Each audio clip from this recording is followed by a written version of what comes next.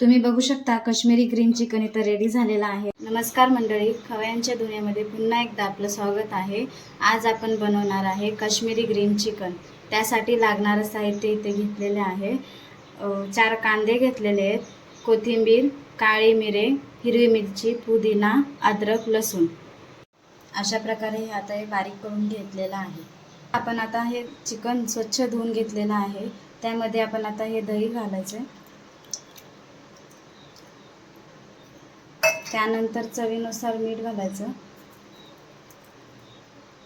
आणि हे 20 मिनिटं मॅरिनेट करून ठेवायचं। कांदा आता आपण फ्राय करून घेणार आहे।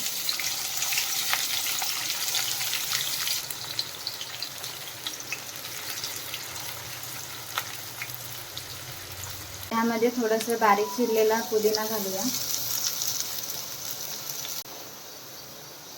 अशा प्रकारे हा कांदा लालसर झालेला आहे। यामध्ये आता हे वाटलेलं मिश्रण यामध्ये ॲड करूया।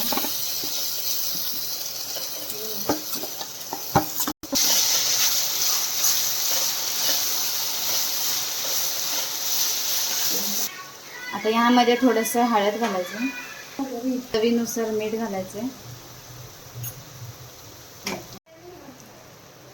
अशा प्रकारे आता हे 5 ते 10 मिनिटं आपण वाफवून घेऊया। आपण आता हे वाफवून घेतलेलं आहे। यामध्ये आता हे चिकन ॲड करूया।